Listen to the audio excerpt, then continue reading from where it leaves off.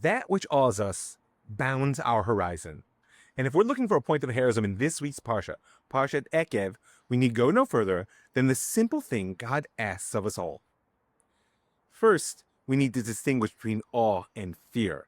And the essential difference between them is visual, so tune in for a minute. Fear looks like this, and awe like this.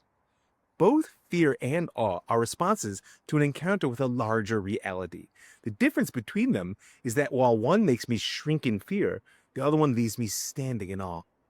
In my younger days as a rock climber, more than once I found myself hanging from a slender rope hundreds of feet in the air, which was awesome and sometimes really scary. The difference between those reactions was my faith in what anchored me. And now in Parshat Ekev, Moshe asks a simple question, a rhetorical one, really. He says, "And now, O Israel, what does the Lord your God ask of you?" Which of us hasn't asked that question? And his answer is, Ki im lira et Hashem Elokecha, only yira.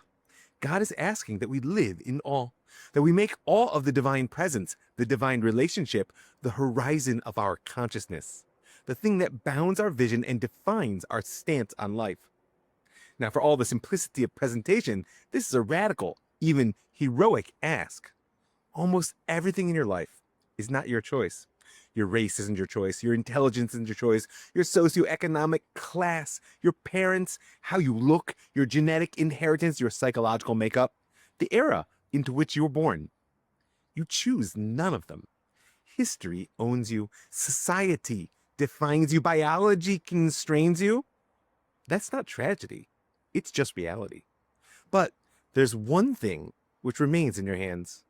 You get to choose whom you serve. You get to choose the horizon that bounds your consciousness. You get to choose what makes you stand in awe. Is your horizon God? Is it your government? Is it fate, nature, your mother's expectations?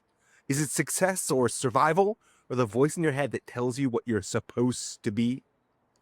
This is the choice that can make you free. Not free from constraint. You don't get that. You're constrained by reality.